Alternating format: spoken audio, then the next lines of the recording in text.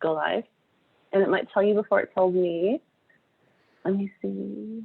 Yeah, it says we're live. So I'm going to trust the universe that we are live. Let me just bring it up. Make sure so I'm not talking. Alrighty. Okay. So we are super live. So hello. Welcome to the Escondido Public Library Virtual Author Chat Series. The series is in partnership with the Ripped Bodice bookstore, where you can purchase books by the authors that I am talking to today. The links to their books are in the description of the video, so you can just immediately click there if you want and buy them now, or wait until after the chat, whatever you are more comfortable with. I am your host, Jessica Buck. I'm an adult services librarian here at the library. And before we get started, I'm going to introduce our authors. And I just want to thank you for being here today on this Saturday morning with me. I know we're from all over, so I think it's a different time for all of us. So it's like some of us are in the past, some of us are in the future. So we got a little bit of like time travel going on, which I think makes it a little bit more exciting. So I'm just going to go down the list. So first we have Allison Temple.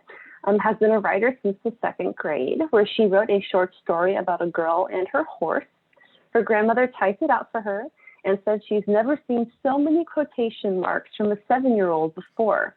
Alli took that as a challenge and has gone on to try to break her previous record in all of her subsequent works. Alli lives in Toronto with her very patient husband and the world's most adorable rescue dog. Oh, I feel like I need to be like, where's the dog? We need to see the dog. Hi, and thanks for having me. Whenever there's like an animal mentioned, I get off track. Okay, she splits her free time between writing, community theater, stage management, and traveling anywhere that has good wine. Tragically, this leaves no time to clean her house. I understand and I empathize with you strongly. Thank you for being here with us, Allison. Thanks for having me. Yay! So next we have Louise Willingham, who, like, I don't get to say this every day, is an environmental scientist and new adult romance writer from the UK, whose interests vary from pre-Raphaelite art to go into rock and metal concerts, which I love. Her debut novel, Not Quite Out, just released, and you can buy it from the Ripped Bodice LA, and the link is in the description of the chat, as I mentioned. Thank you for being here with us. Thanks. And our third author, Meryl Wilsner, writes stories of queer women falling in love. Born in Michigan, Meryl lived in Portland, Oregon, and Jackson, Mississippi before recently returning to the Mitten States. Their debut novel, which I actually have something to talk about, received starred reviews from Kirkus Publishers Weekly, Booklist, and Library Journal, as well as being one of Amazon's, Kirkus's, and NPR's best books of 2020. Some of Meryl's favorite things include All Four Seasons, Button-Down Shirts, The Way Giraffes Run, and Their Life.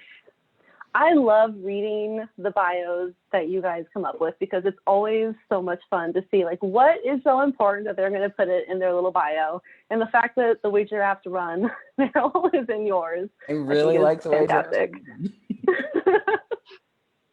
Thank you for having me. I'm thrilled to be here. Thank you, all of you. I'm so just honored and excited that you decided to spend time talking to me. And to the viewers, they will answer your questions. So if you have questions for the authors, please just plop those into the Facebook comments and I will get to those. And that reminds me that I need to post that in the comments as well. And if anyone needs closed captions or transcript, once this chat is uploaded to YouTube, those will be available, as with our other recorded videos with closed captions, all on our YouTube channel. So let's see where we are. Yeah, so how are you? We are from all over, and we're all here together now. So how are you doing? It's 2021. It's long 2021. Good. Yeah. 2021 is just like, as we were saying, it's just the same, like no change really. Apart from we had a really sunny day here today, so that's nice. We're finally crawling out of winter. That's a nice change. It just Yeah, like same. lifts everyone's spirits a bit. Yeah. Same here. We've got actual like snow and ice melting, so that's been Oh, finally. really nice. Yeah. Yeah. Yeah, we're the same. We're not that far from Michigan, and yeah, we're calling it fall spring. It's Yeah. where you like get out your fun shoes and then cover them in 2 inches of mud and remember why you shouldn't wear them yet. So but it's That nice sounds to see about the right. sun. Yeah, Escondido, sadly we just have sun, and sometimes we have less sun, but no snow, sadly, and not that much rain either, which makes me a little sad because I like the rain. All different weather. Okay, so now that we've established that it's cold for all of you, let's get into some of the questions. So the first one is just, when did you start reading romance? And how did you make that journey from reading it to writing it?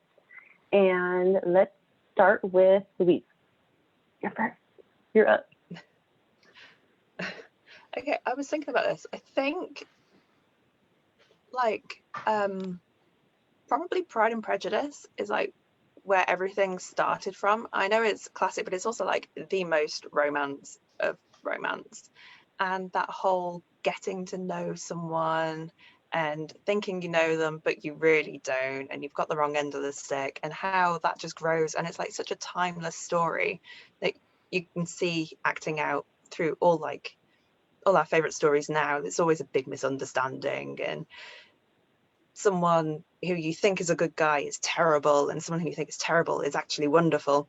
And I think that's kind of what I've built my reading and writing around, this idea that you don't actually know what's going on with someone when you first meet them, and that first impressions aren't always right.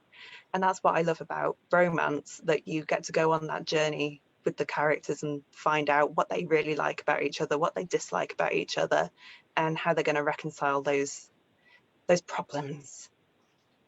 So yes, definitely blame Pride and Prejudice for exactly where I am now.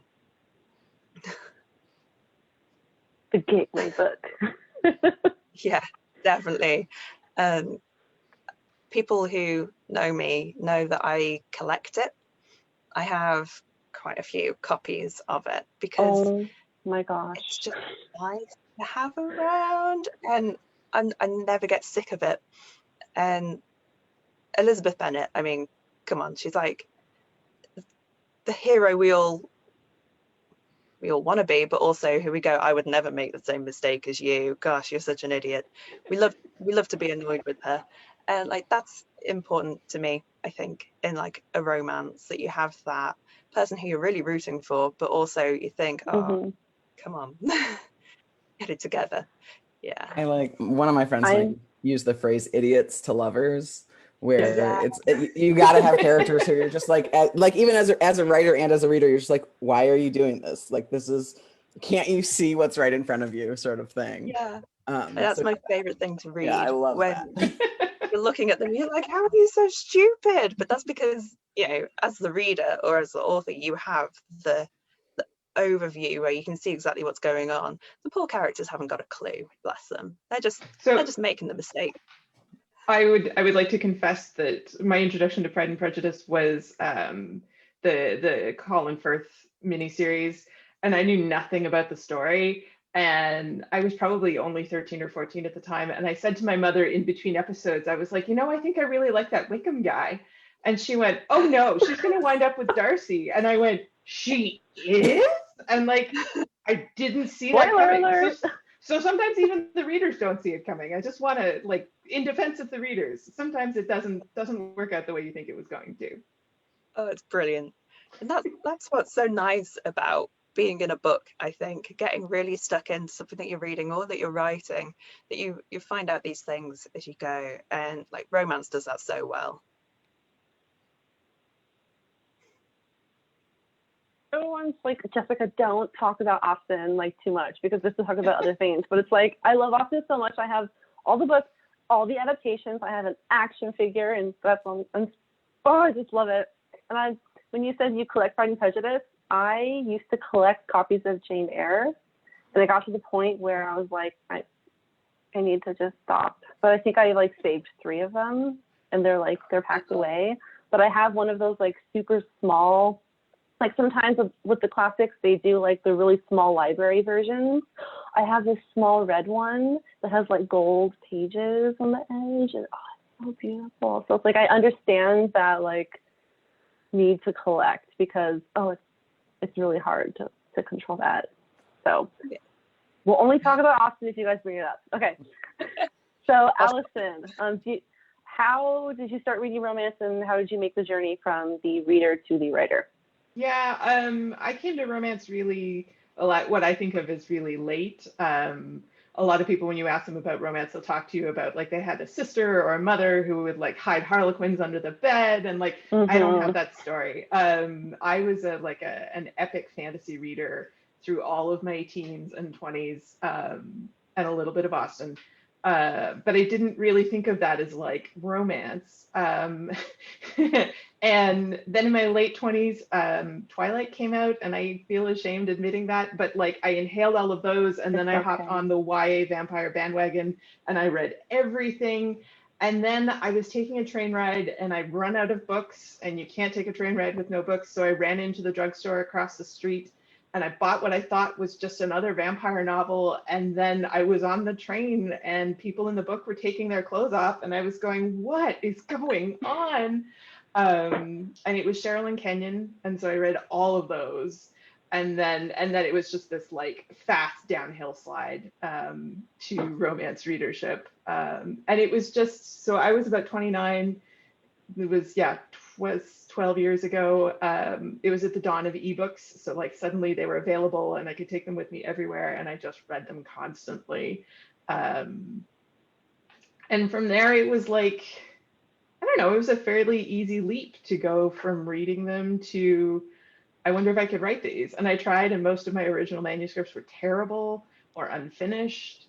There's one on a hard drive that I keep at the bottom of my desk drawer. I can't access it. The hard drive is toast, but I just can't bring myself to throw it out. So there were a lot of stumbling attempts for probably 5 or 6 years before I finally wrote something that I thought other people might like to read.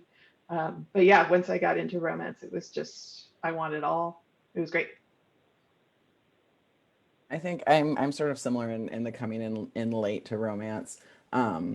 Unfortunately, I grew up sort of with the having been taught the like, oh, like this is like trashy, or like this is, you know, not intellectual, sort of, that's what romance is like.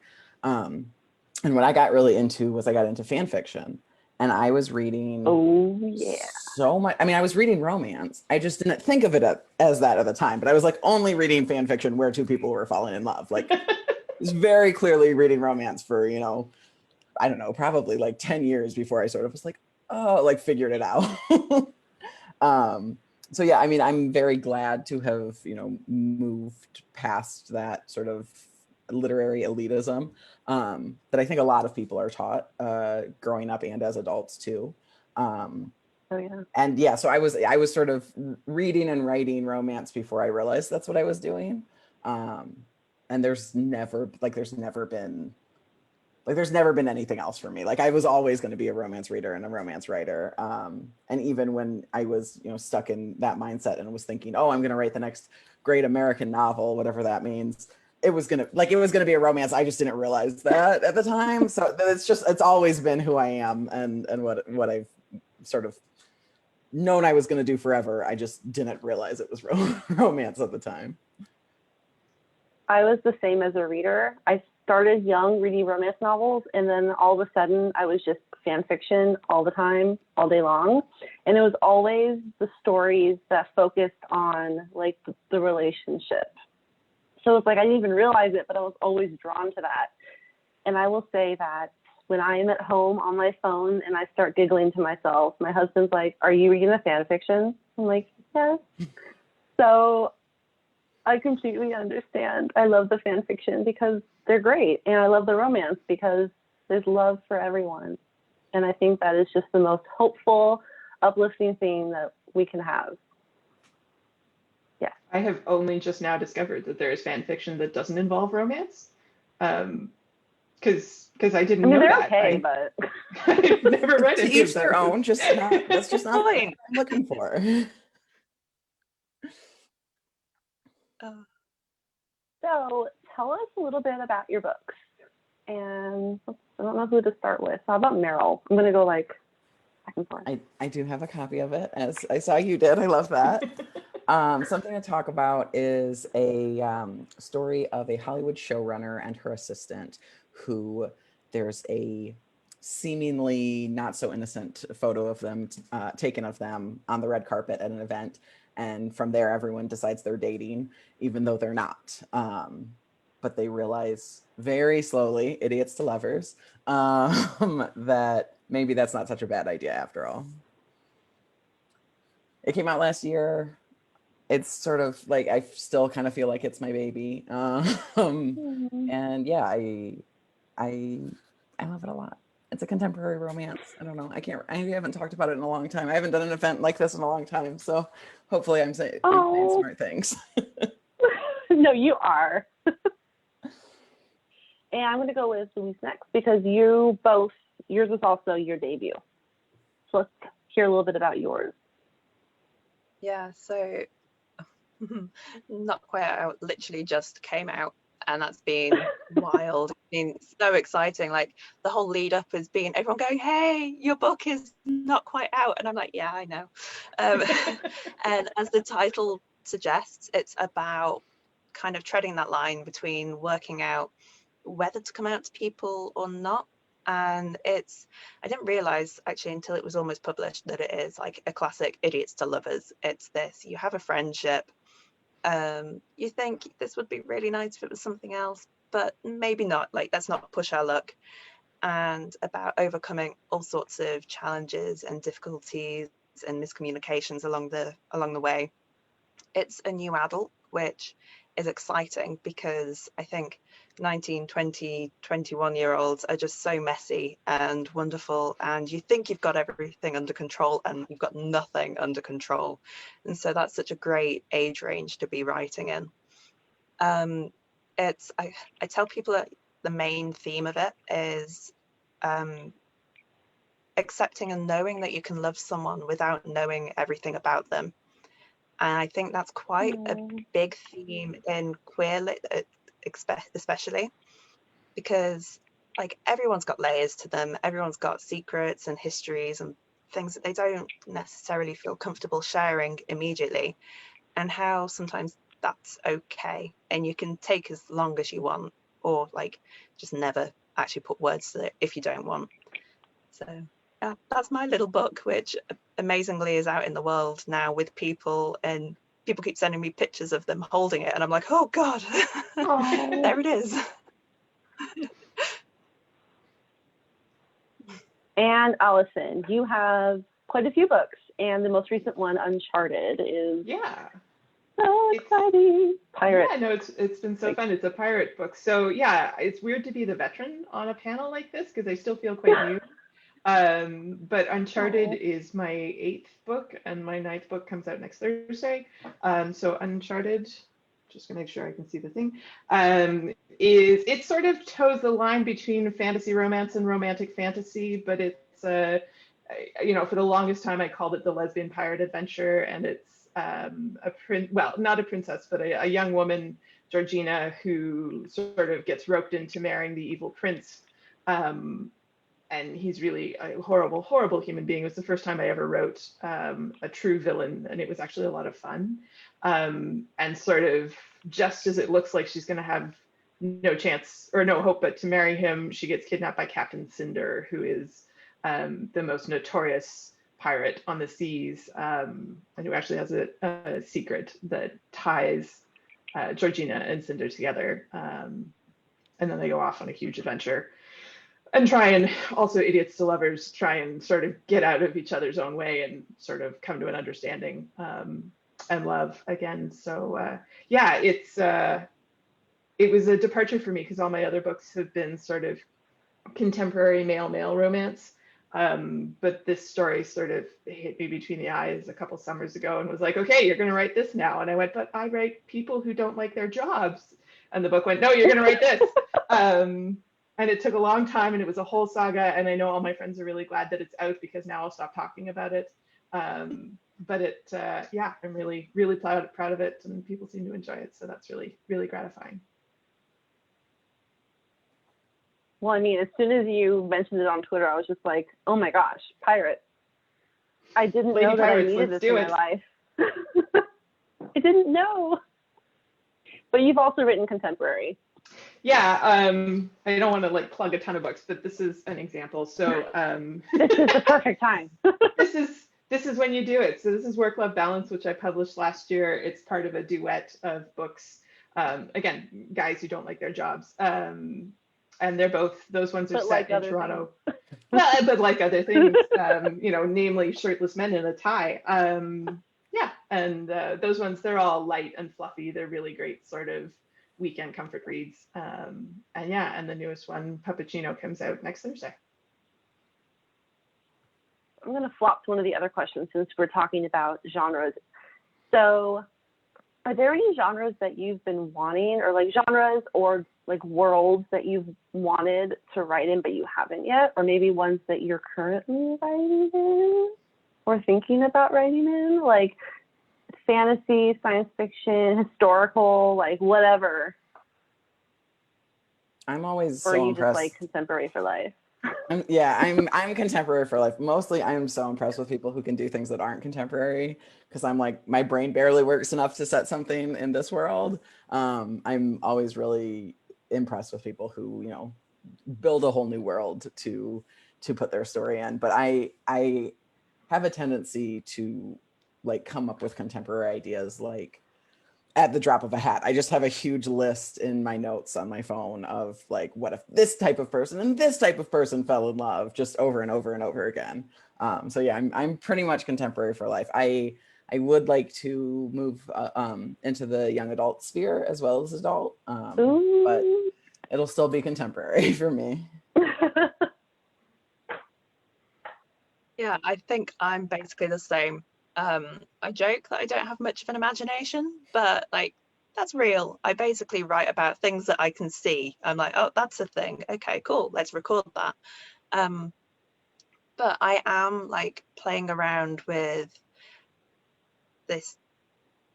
It's a very like half-formed idea of vampires who serve coffee, and that's fun. I'm really enjoying that. Yeah, like getting to play around with lore is something that I hadn't really like given enough credit, I don't think, before. Like, it's one thing being able to write things that you can see and touch and smell and whatever, but being able to write things where you say, this is how it works, just believe me, like that's something special. That's pretty cool. It's a bit of a power trip.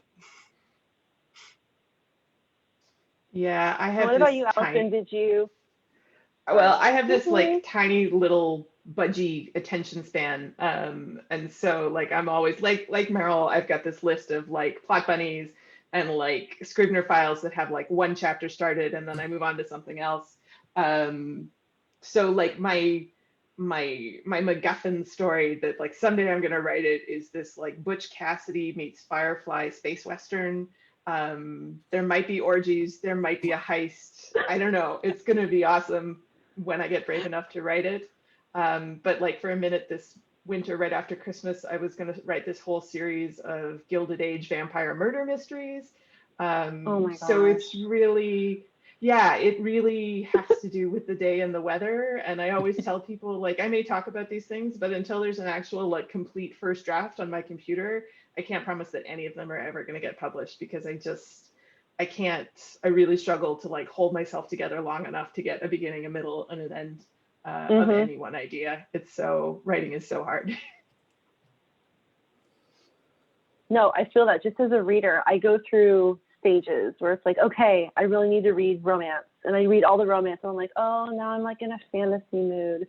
So I start reading all the fantasy and then I'm like, oh, I want mystery now. So it's like, I totally get that. You have to be in the right state of mind, the right everything for it to all come together, which makes me just like, I love that you guys can write and actually make something, because it's so hard. I've known from talking to all authors, going from the idea to actually like the creation.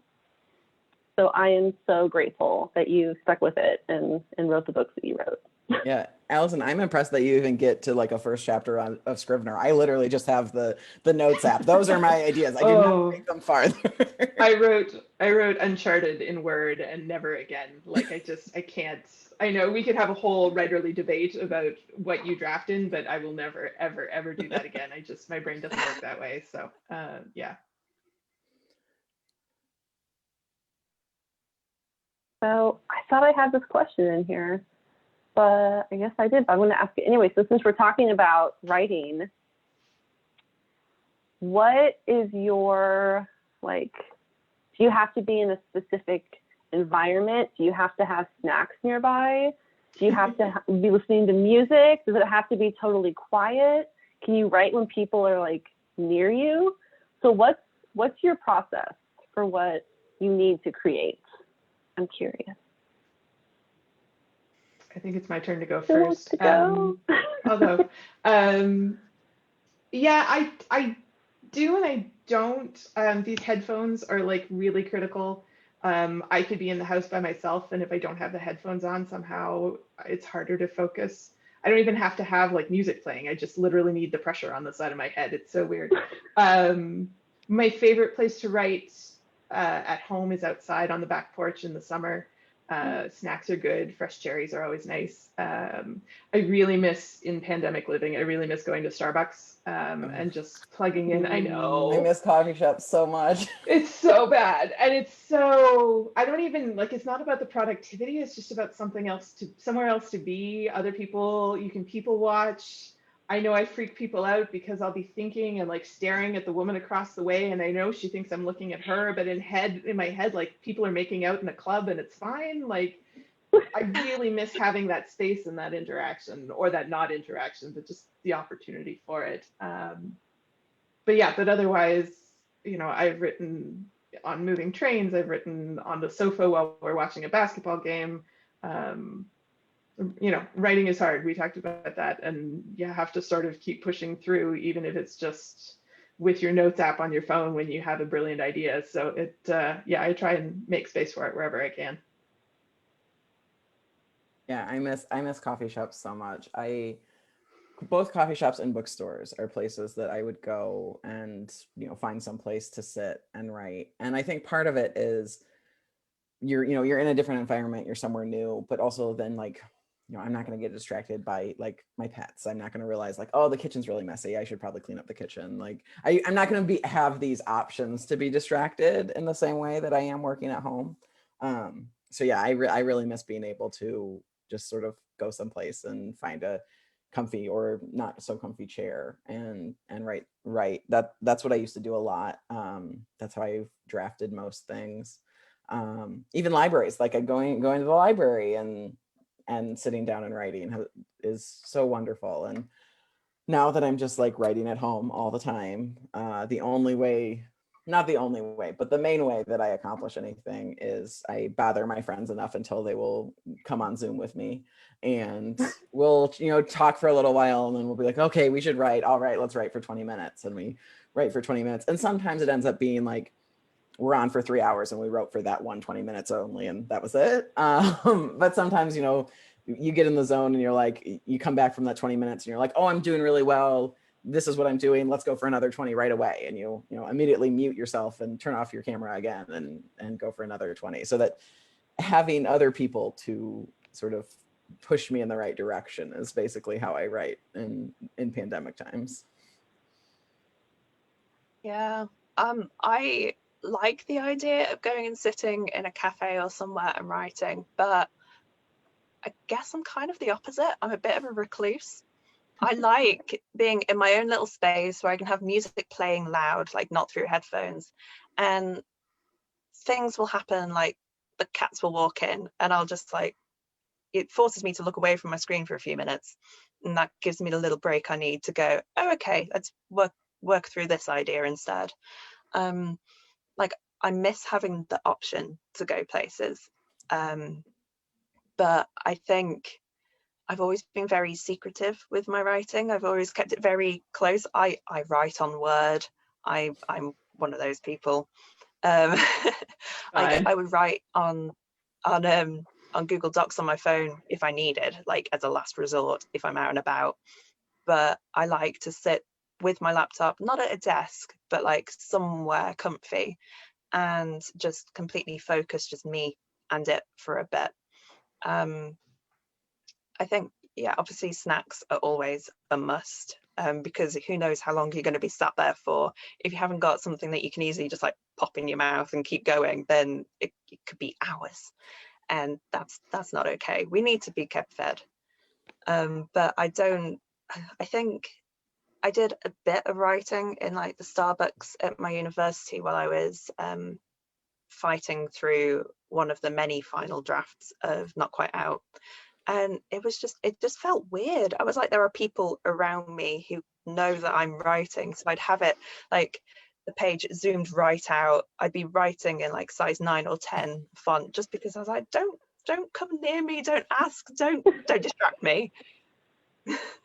So I'm quite grateful for being able to just stay in my room and work away. And if I have to do a big keyboard smash because it's not working, there's no one around to judge me. Have you done any fun research for your books? I've talked to a few authors where if there's like a certain profession that their character is, they'll like research it, or if they have like a specific hobby, or if there's like a particular smell, they'll like buy things so that they can like smell it, and they'll like smell it while they're writing. So is there anything like fun or weird that you've done in the course of writing your books? I don't think anything like fun or weird. For Not Quite Out, a lot of the research I was doing was just like fact checking and making sure that things I was talking about were feasible. And it deals with some difficult things, so that wasn't like fun.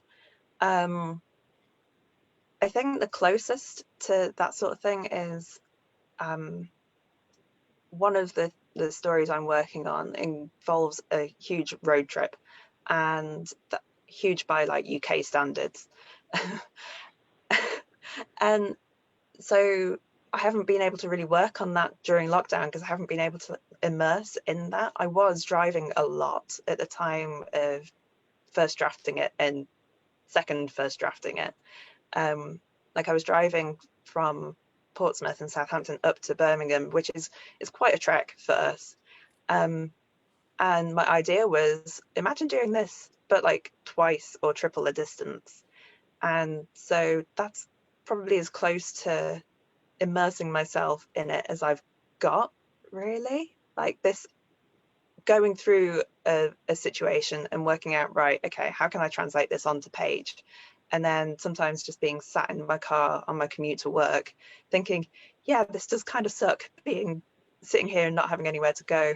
But no like fun candles and like perfumes or things. That's a nice idea though. I like it. Or like eating a bunch of donuts. I had one author that there were donuts in the book, so their research was going and eating donuts, and I'm like, this is the life that I need.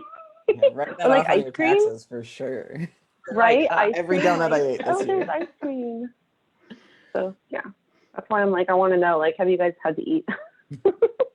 For my research, I tend to find somebody who knows way more than I do about something and just ask them. Once I confirm that they are willing to talk to me, ask them 900,000 questions. I'm not just like forcing people to tell me things, but I think it's really fun to, I mean, both as part of writing and also just in general, like I like talking to people about things that they're good at and they're interested in. And so I like learning things from them, and just sort of figuring out, you know, well, what's life like if you're this, you know, if I have first something to talk about, I had a friend who worked on a TV show who connected me to somebody else who was sort of like trying to become a director. And I was able to just ask, you know, a ton of questions, most of which don't end up in the book, you know, most of my research, I think, is more about me getting a feel for things than something that like I'm actually going to put on the page. But every once in a while, you know, I'll run across some fact or some key thing and be like, okay, like and then latch on to that and take that and run with it in the book. And so I think that's mostly how I do my research, is just find, I mean, generally it's, you know, it's either my own friends or friends of my friends who are willing to just tell me about something that they're really good at that I have, because there's so many experiences of the world that I'm like, not my experience, I don't know what it's like.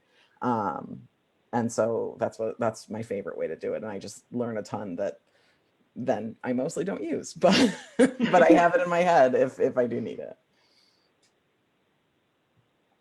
What about you, Allison? Any fun research for Uncharted?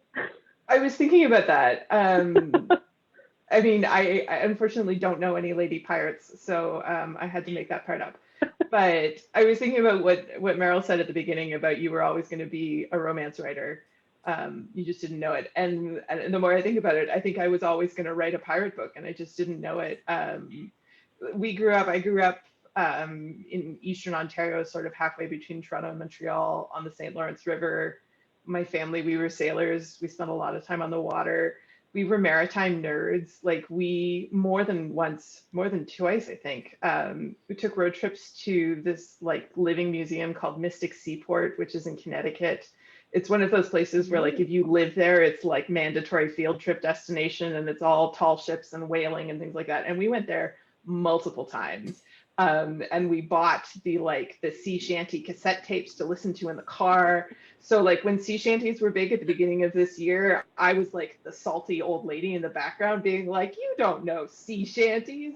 So I didn't do any serious research for this book because I had all of this weird random maritime history squashed into my brain from my childhood. So thanks, Mom and Dad. Those road trips paid off.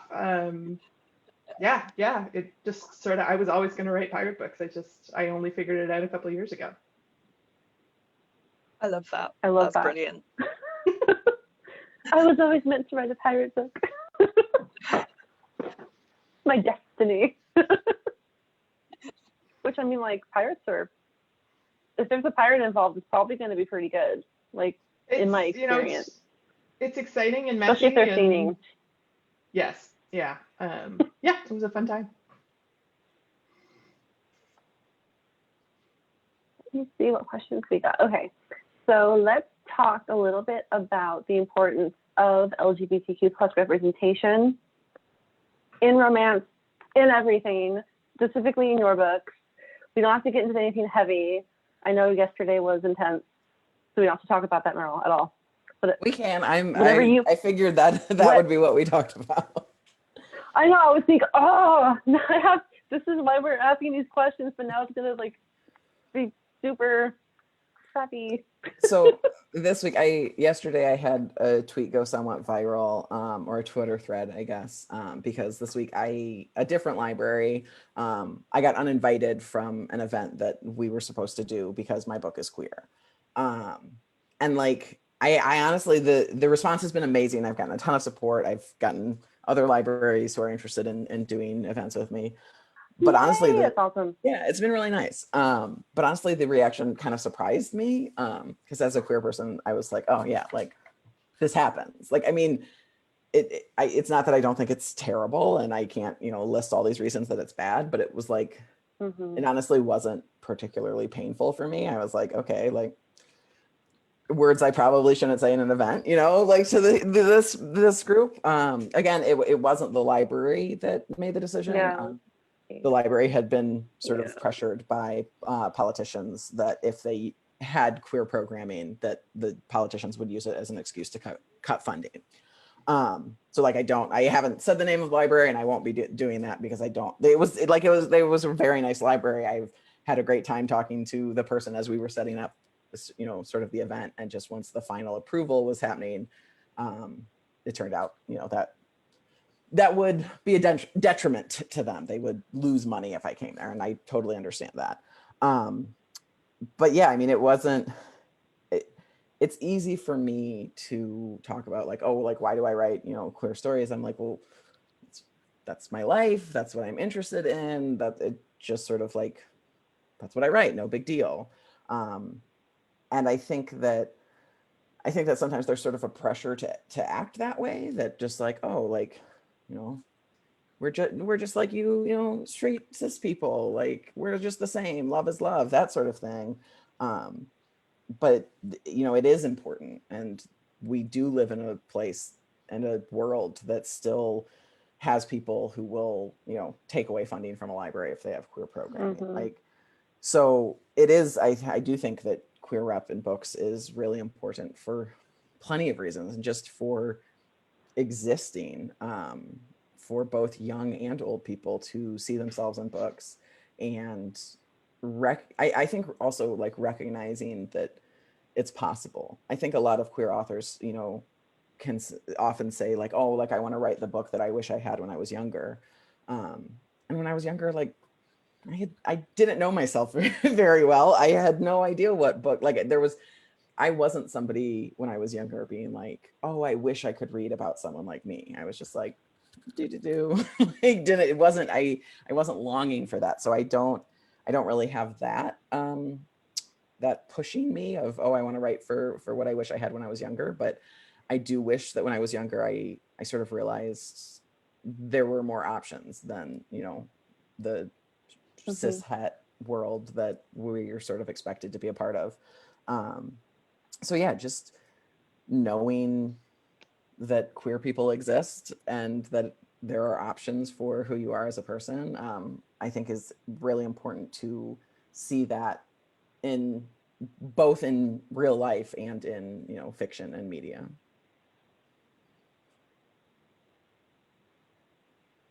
And I have to say that one of my book club members, like before I even said it to anyone, like shared the tweet thread and was like, we're so happy that we got to talk to them in the book club and we got to read the book. And I'm like, I love you guys. So it's like I'm so happy that all of you are here talking to me. And thank you for talking about your experiences, because it's important. And thank you for sharing your books, because those are important. And thank you for writing them, because we wouldn't have them if you didn't write them. So thank you. And I guess, Louise, do you want to go next to talk about, where was the question? Yeah. I guess your experiences and why it's important. Yeah, one of the things that I found myself kind of repeating to myself and anyone who'll listen over the last year is that there are as many queer stories as there are queer people. And that's something that I think we have to really remember, especially in publishing. Like, it's all very well going, oh, look, we've got a story with a bisexual lead. Yay. That doesn't mean that everyone who is bisexual is going to go, this is the book for me. It doesn't mean that everyone's going to like it. It doesn't mean that the story is going to be remotely similar to everyone who shares that label. And that's why, to me, it's so important that we keep writing these things, we keep sharing these things, even if it's like not even a fully fledged novel. Even novellas, graphic novels, I think are brilliant for this as well. Pieces of flash fiction, short stories, just any way of getting these different experiences, these different ways of existing out there. Because someone will stumble upon it and go, oh God, I've literally had that thought. Or will go, wait, someone else feels the same way as me about whatever. Something that I've found a lot is that it's really difficult to write. I found it difficult to write a romance where you have someone who, like, the lead is asexual, because a lot of the romance books that you read, they focus on that physical attraction and that moment where you're focusing on someone's appearance or something about them that makes person A attracted to person B. And I think the more we write these things, the more we share these things, and the more we read other people's versions of falling in love, the easier it's going to be for people to recognize things in themselves and for us to put what we want to say into words. And yeah, as I say, so there are so many different queer experiences, we literally cannot run out. So it's so important to me that we just keep producing these stories, because like they're going to hit differently to everyone who reads them, and that's brilliant.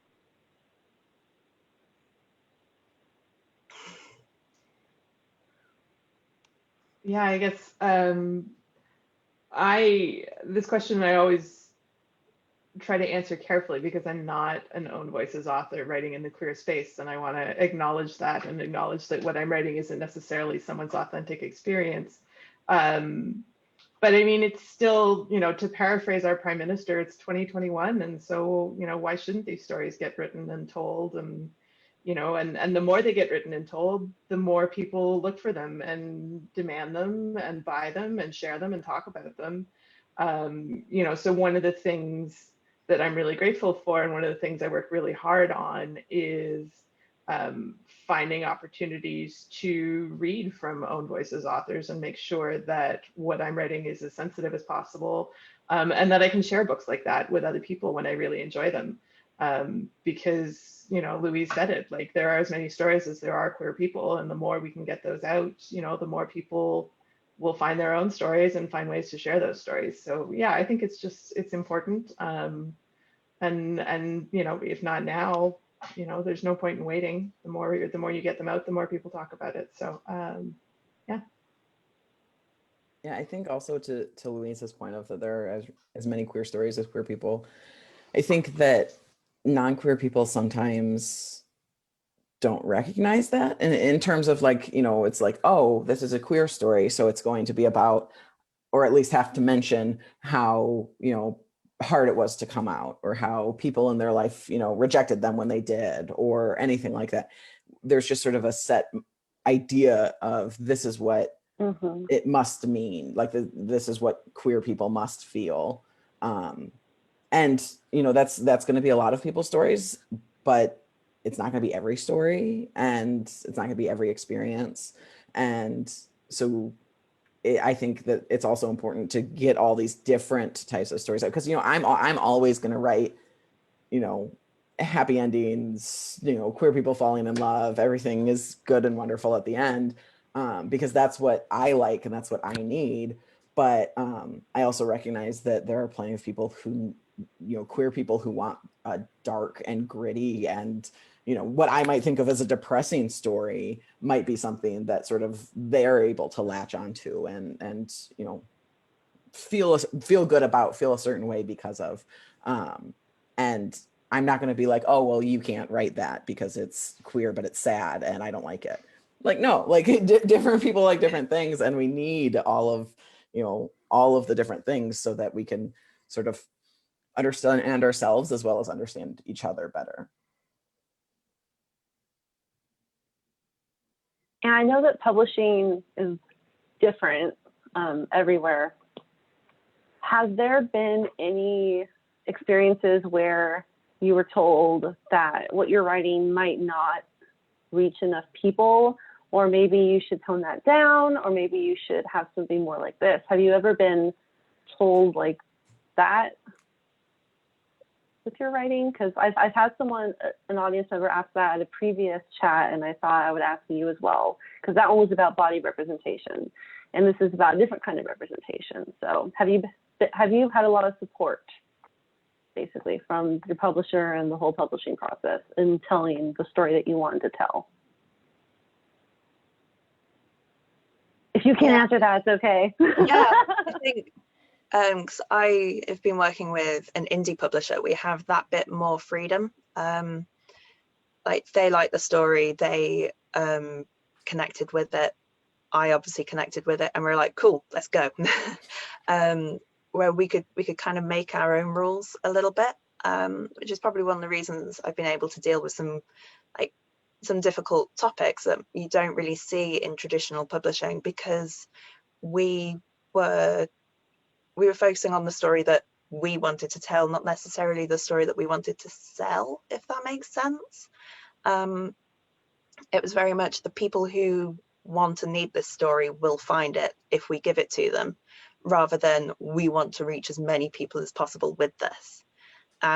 So I've been really lucky in that I haven't had to take any big themes out or water it down or I haven't had to like brush over anything.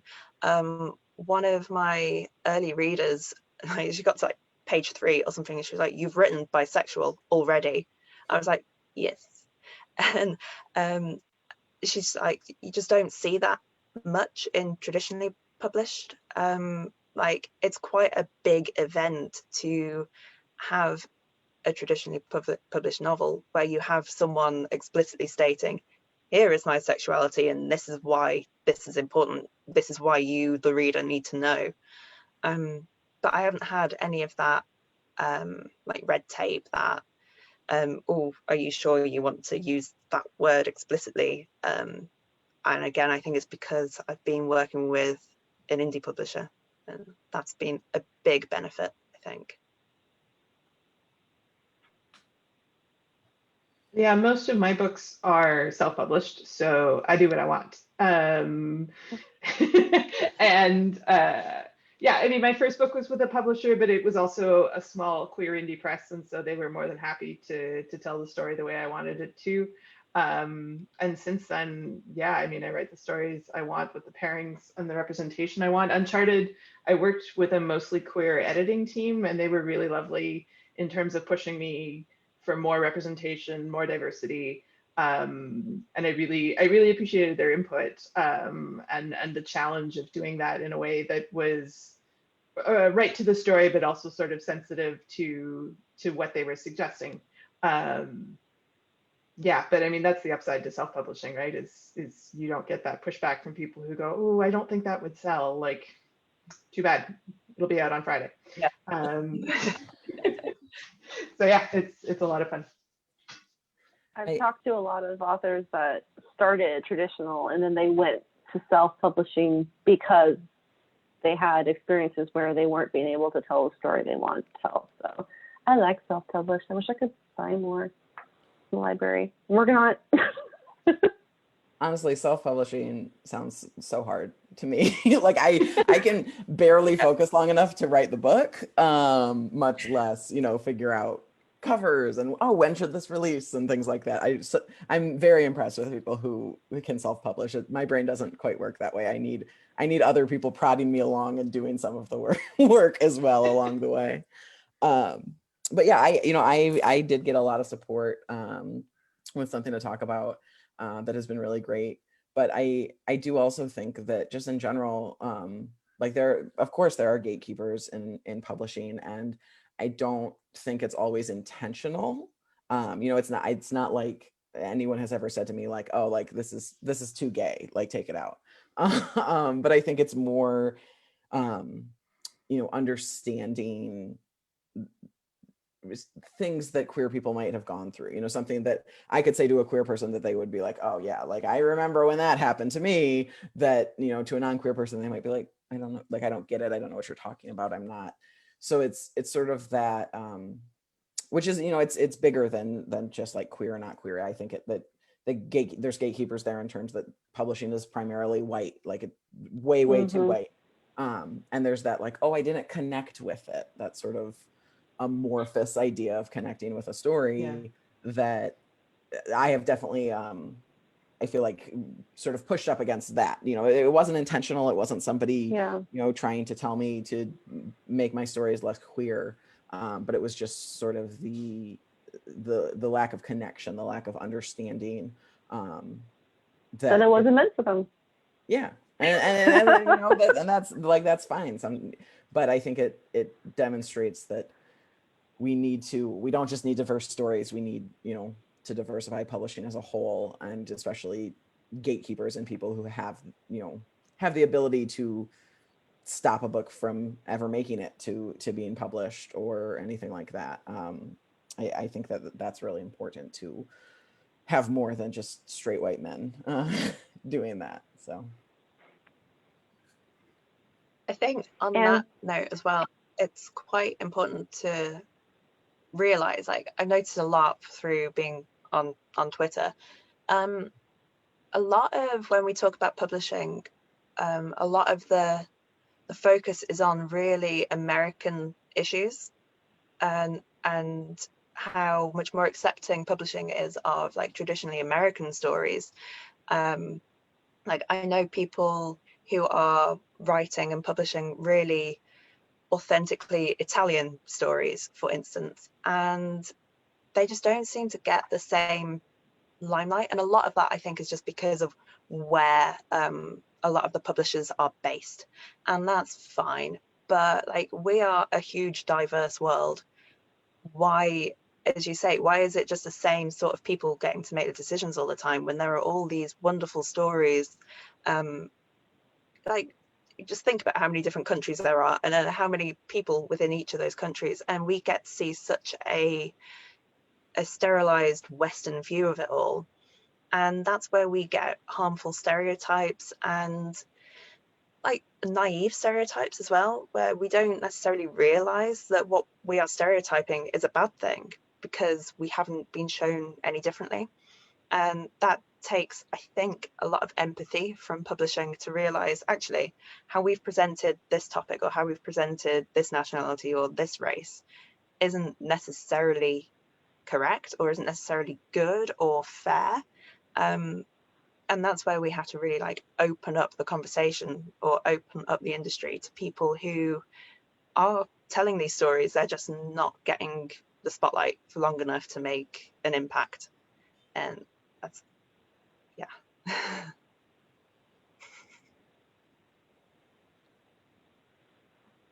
started thinking about that and I forgot what question I was going to ask. Okay, so other than obviously buying your books, what are other ways that readers can support you?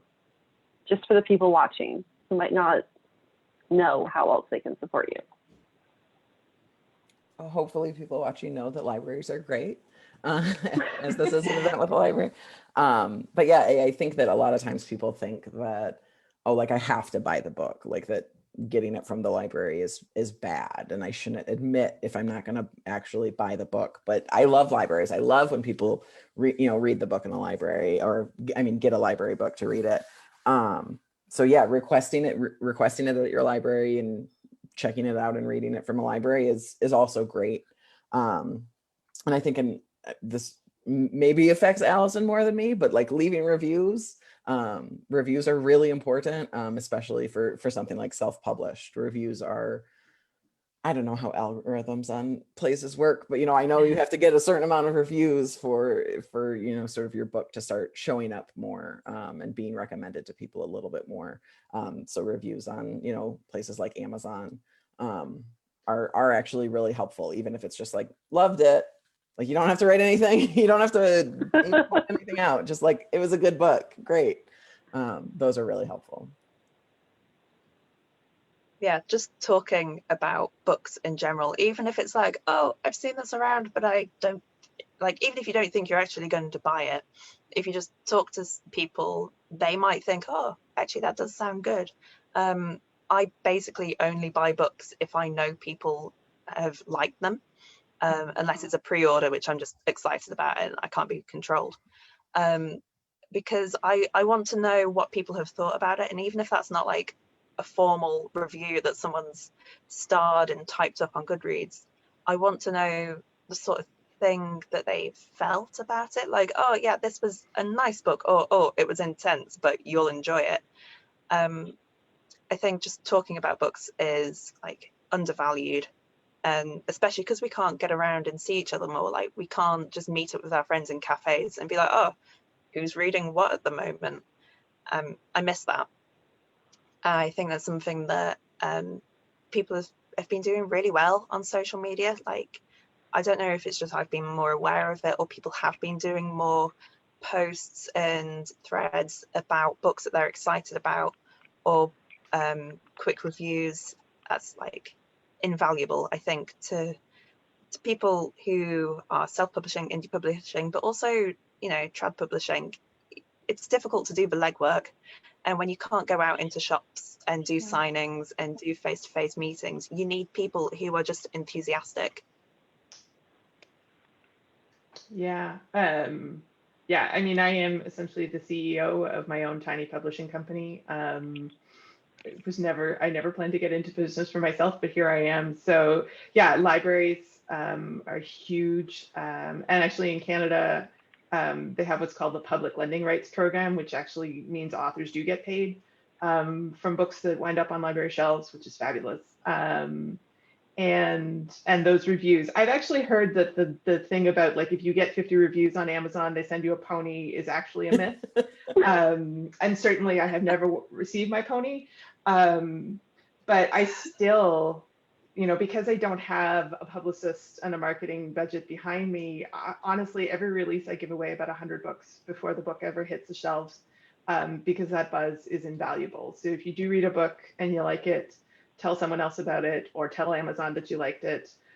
And I would even, and this, some people are going to argue against this, but I would even say, like, if you loved a book, but you don't want to keep it, take it to your local secondhand shop, and let them sell it there. Because I was a longtime secondhand shop book reader, you know, and if it introduces someone to my work, even if I don't get, you know, my $1.99 for that particular book, if they go on to read more of my work, that's great too. So, you know, keeping books in circulation, whether it's through the library, through a secondhand bookshop, just by passing books on to friends and saying, I read this and you should too, like all of that, regardless of how your book is published, I think is a huge, huge gift that a reader can give an author. Yeah, I do also want to say that honestly, even if you read a book and don't like it, I'm not saying you have to do that with my book specifically, but in general, to talk about it, because especially if it's not, you know, a straight white book, because it may not have been what was right for you. It may not be what you're interested in, but it may be something that someone else is interested in. And if we want to support, you know, books by marginalized authors and about marginalized characters, I think we have to accept that they're not always going to be for us, and that's fine. But that doesn't mean we should just like not talk about them. So even if all you can say that's good about it is, oh, it has a pretty cover, or, you know, oh, I'm excited for this, even if you haven't read it, just as Louise had said, that talking about books, and Allison mentioned buzz, like that is really important. Even if it ends up, you know, not being a book specifically for you. Yeah, I fully agree. Sometimes I will buy books based on negative reviews. People saying, I really didn't like this, this, and this. I'll go, okay, because I really enjoy that. Yeah, and exactly. That's fine. Like, I think the thing as a reader, I've always wanted to be able to just talk about what I'm reading. Like, I'm putting the effort in to read it. If I like it or not, I want to be able to express that somehow. And I think that's so important that we have that kind of platform, that ability to share our thoughts. As we say, even if it's, okay, I didn't like this trope, and I didn't like this, and I didn't like the character voice, someone else is going to go, okay, I love that character voice. Like, there's such a strong divide between people who like first person present and people who absolutely hate it. And that's really cool. Like, there's no point getting angry about that or whatever. If someone doesn't like it, they don't like it. That's fine. They like their own things. And that's how we drive different reader groups. Like, someone will go, I don't like it, but I like this bit. And then someone else will pick up off that. And it really is this keeping conversation going, I think, which is the important thing to any book, is that people remember it exists, even if they didn't like it. And I think as romance authors, we've all either had the experience or know someone who's had the experience where they got a review that said either there was way too much sex in this book or there wasn't enough sex in this book. And like, for some people, as soon as they see that review that there's too much sex in this book, they're like, yes, sign me up. I'd like 3 copies, please. And other people are looking for lower heat stories and appreciate, you know, those 2-star reviews that are like, I didn't feel the chemistry. I'm like, yes, I want to read this sort of quieter, low steam book. So like, yeah, bad reviews are not, unless it was this, you know, this was terrible and the author should never write again. Like, bad reviews are just as informative as the good ones for a lot of people. So there's no reason to hold back just because you didn't enjoy it. Yeah. Thank you. Because I know that for a lot of readers, they think, gotta buy the book or I'm not supporting them. I just want people to know there's other options. I'm like, yes, please review. And please share, on Instagram, just oh, I'm reading this, or, oh, this book looks nice. Like, that's enough. People will see it, because if people aren't seeing it, then they aren't going to know about it. Yeah. Review. Yeah, there's a number that floats around that says like you have to see a cover 7 times before you buy it or something like that. That's a lot of cover. And it can't all just be from my Twitter feed. Like, it needs to come from other places. So yeah, share that whenever you have an opportunity. Share those social media posts. Share that email because people need to see it. Yeah, out of sight, out of mind. Sadly, especially people with short attention spans, it happens. So what do you do when you're not writing? Feel bad about myself. I'm glad you said it. No, I think I do sometimes spend my non-writing time being like, oh crap, I should be writing right now. But in terms of other hobbies, I got a puppy in November, and she has taken over my life in a good way, but in a really good way for the winter, because winter in Michigan, I would have potentially just melted into my couch, and instead it's like, if I don't take this dog to the dog park, she's going to eat everything in this house, including the couch that I'm melting into. So it's been really nice to sort of have an excuse to get up and get outdoors, especially. I would like to be more of an outdoors person than I am. I have big dreams of being an outdoors person, and then like I go outside and it's cold and I'm like, maybe I don't want to go camping after, like that sort of thing. But in my mind, I'm a big hiker and camper, and I'll get there eventually. You've got to start somewhere. Yeah. And like, the puppy's a good place to start. I go for a lot of walks. That's changed a lot with lockdown. But only in that now all my walks are starting at the door, like rather than driving somewhere. Like, my job was to do a lot of site work. So I would go to construction sites and be like, you're polluting, stop, that sort of thing. But I've changed that now. So now I mostly, I am now entirely working from home, and I'm going to be doing more like content writing, which is great and suits me just fine. But it does mean that I've been missing out on those outdoors trips. So if it's even a mildly nice day, I will just stick an audiobook on and go for a walk around the village, because it's nice to just get away from screens for a bit, and have some time where like literally nothing in the world matters. I think that's quite important. If you're at home, like, you can definitely get into that feeling where I should be writing, I'm wasting this time, what am I doing? If I'm not writing, I should be reading, because we have to read twice as much as we write. And it's so important to just kick yourself out that door and go, whoa, just a bit of space. Even if you're just going out into a garden or to a bench somewhere, to just sit somewhere a little bit different and force yourself to have some time away from your own pressures. Like, that's important, I think.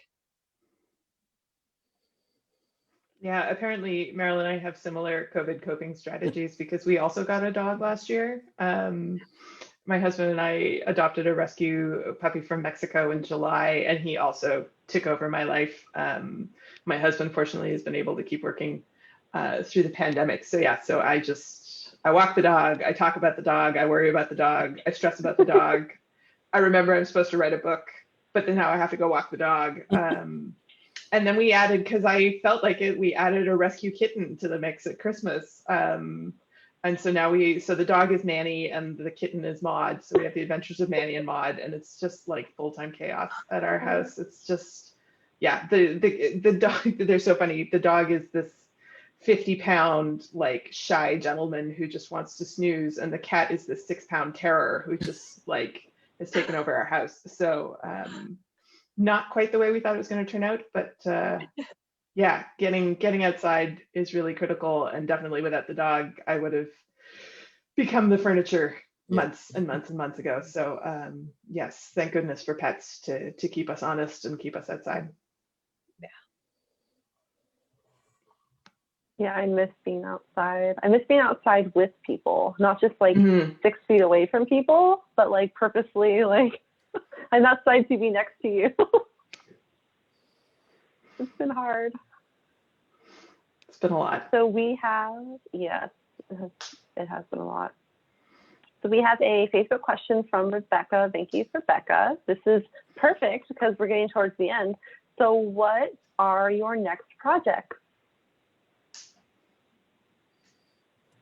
Who wants to go first? I'll go because I'm pretty sure mine's like the soonest. So my next book is out on Thursday. Yeah, so my next book is called Puppuccino. It's a male-male contemporary romance.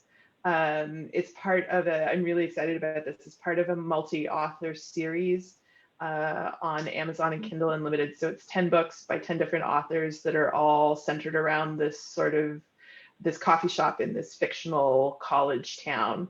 And it's been really cool to write with a group of people and like have to check in, we've made our characters friends with characters in other books. And like, it's just been a really goofy, collaborative kind of project. So yeah, so Puppuccino is out on Thursday. And clearly I drew a lot of inspiration from my new doggy life. It's hard to be creative in the middle of a pandemic, but I have a dog and I can write about people who have dogs. So that's what you get. I actually just saw today on my Twitter feed someone talking about you said it's all around one coffee shop. Yeah. Yeah, one of my mutuals was very excited to read multiple books, and I love that idea too. I love the idea of having different authors writing all in one universe. It's been really cool. Yeah, I'm sort of working on a couple of things. Hopefully my next project is what I like to call the "Oops, I slept with my friend's mom" book, which is sort of the opposite of Something to Talk About. A lot of reviews of Something to Talk About. Something to Talk About is the very big slow burn, which I love. I love slow burn. I think it's great. I recognize some people don't. And my next project is sort of the opposite. A college senior has a one-night stand with someone they meet in a bar, and the next morning they go to breakfast with their friend and the friend's mom, who is the person who they had their one-night stand with. So it all sort of devolves from there. It was a lot of fun. It is a lot of fun to work on something so different. To have sort of the physical aspect there and the emotional aspect, them figuring it out. Whereas Something to Talk About was very much like no physical aspect of it for a long time.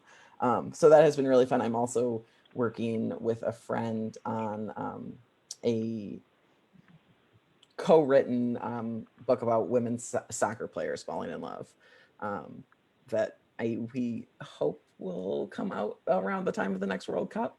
Got to figure that out still, but that is something else that I'm working on right now that I'm really enjoying. I'm kind of stepping away from full-length novels for now because Blumenack, they are an emotional investment. Like I have several which are at various stages of I've got a complete draft, but they're all just gonna snooze for probably 5 to 6 years. And I'm focusing more on like short stories and poems and flash fiction. Last year I was involved in running a series of flash fiction prompts with one of my friends on Twitter. And we formalized it a little bit more this year. So every month we're going to come up with a new prompt, and then you have the full month to write something 500 words or less based on that prompt. So I'm going to be focusing on that sort of thing more, just because it's such a different way of writing, and being forced to come up with something that somehow fits a prompt is such a challenge to me, because I'm so chaotic when I'm writing. Like I don't know what the next word is going to be until it's written.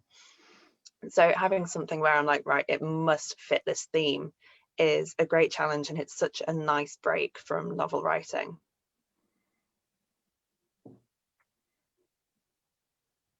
That's exciting.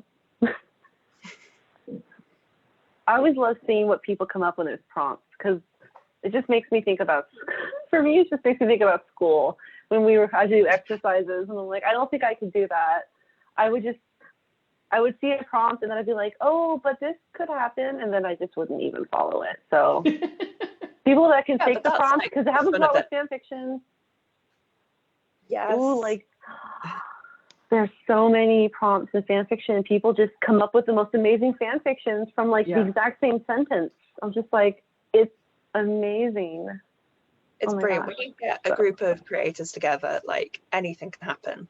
I think the prompt I'm meant to be writing for at the moment, and will probably leave until the night before, is the habit of power, which is like, that's quite an emotive phrase, and I've been thinking about it for several weeks now, but I haven't actually come up with anything solid to write.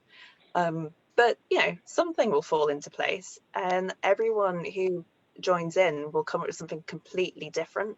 And that's like the joy of short story writing or flash fiction writing, is that you can just spend a few hours coming up with something that you would never consider writing a full-length novel for, and share it with people, and people will take something away from it because you've still got a complete story.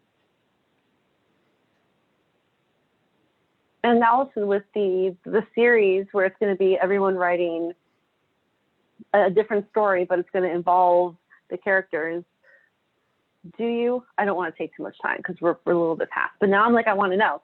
So is it kind of like where you have like the prompt for the book where the person has to follow, or is it, here's the coffee shop, here's some of the characters, go? Like how does that work? It was it was really cool. It was very open-ended, but within a specific framework. So, and I'm so glad you asked me this, because I realized that I forgot to say the name of the series. So the name of the coffee shop is Bold Brew, and that's also the name of the series. Ooh. So write that down, Bold Brew. And so it is, so the original concept was, it's a coffee shop in a college town, and the goal was to write stories that were kinky, but not sort of like really deep, heavy kink, like sort of everyday kinky, cozy kinky. Is that a genre? It is now. Cozy kinky. I love it. Cozy kinky. So that was really like all there was. And then the only sort of direction was that at least one of the characters in your story had to be tied to the coffee shop in some way. So they could be a barista, or they could be, you know, the freelance writer who works at a table in the coffee shop all day, or they could be the baker who drops off their pastries every morning. Like it was really, really free. And then, yeah, you just came up with what you wanted. And then we had a Facebook group going. So there'd be posts that were like, hey, I have this guy, he just moved to town, he needs a friend. Does anybody have a character who could use a best friend? And then it got really cool, and someone made like the coffee shop on The Sims and took screenshots of it so that we could, like, we were all describing the same coffee shop. I'm so amazed with like the creativity and the resources of people, that we were able to sort of make this happen and make it feel like a cohesive world, even though like the stories are totally standalone. You can read them in any order you want. But I think it was an amazing job of the whole group to make it feel like we all knew what we were talking about and weren't just sort of working totally independently. That's so cool. I love it. It was really And neat. for the viewers, I commented the link to Allison's site where it has the page on the Puppuccino. Awesome. I just love the cover. So Meryl said something earlier about self-publishing and like you have to manage your own covers and you have to hire your own editors. The cover design is the thing that keeps me going. Kate Ashwood is a cover designer and an author from British Columbia.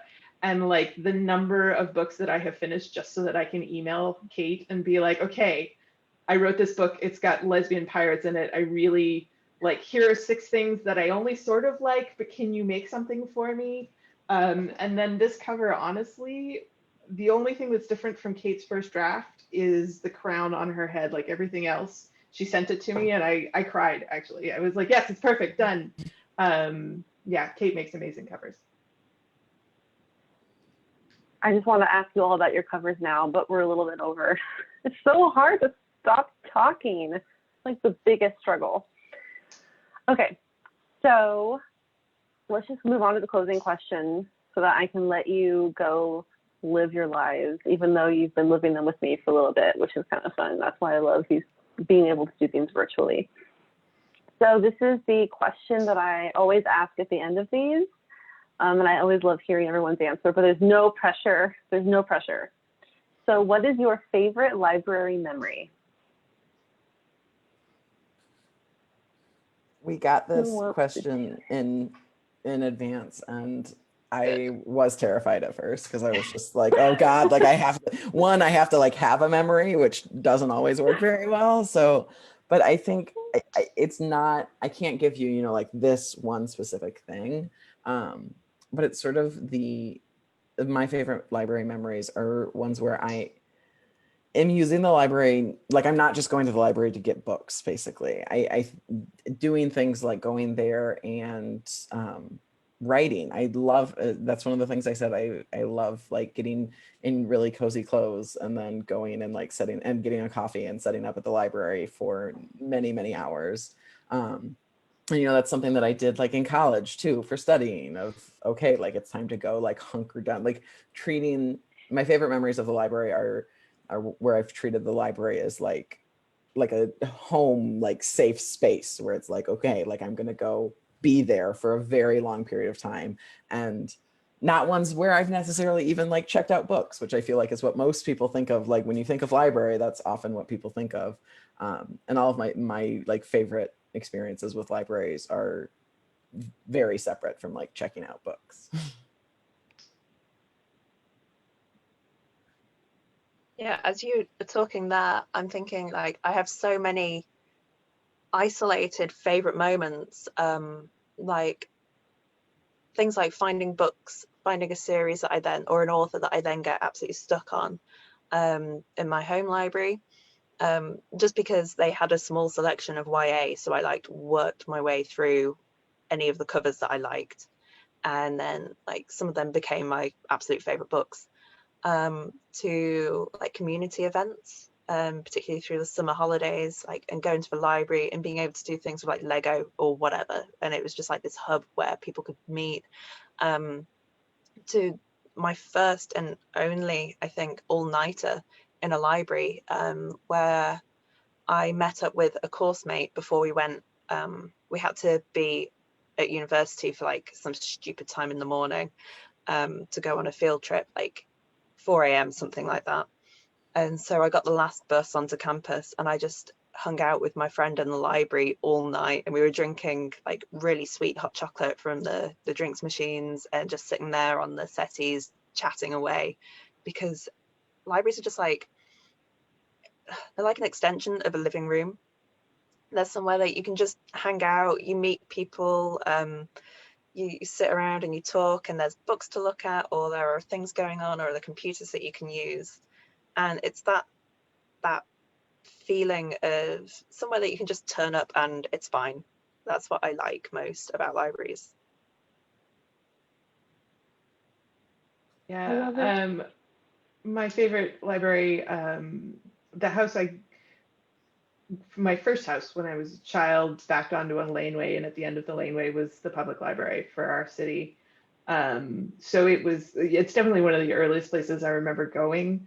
And most specifically, it's one of the earliest places I was allowed to go by myself, because you could literally see it from our house. So, you know, my mom felt that I was probably only 8 or 9, but I could walk from the backyard to the library, get a book, and bring it home. And so it was this place that like I felt so grown up in, because I could walk in and go to the library and be like, what do you have in horses? Like, it was always horse books. I read every single horse book I could find. But it just felt so cool that I had the autonomy to go there myself and talk to the librarian and tell her what I wanted. Yeah, I can still remember the smell of it. I can remember the sound of the stairs going down to the children's library. And then they renovated it after I left town, after I moved away for school, and I'm still not over it because it's not the library I remember. So I'm glad I have those memories to hold on to.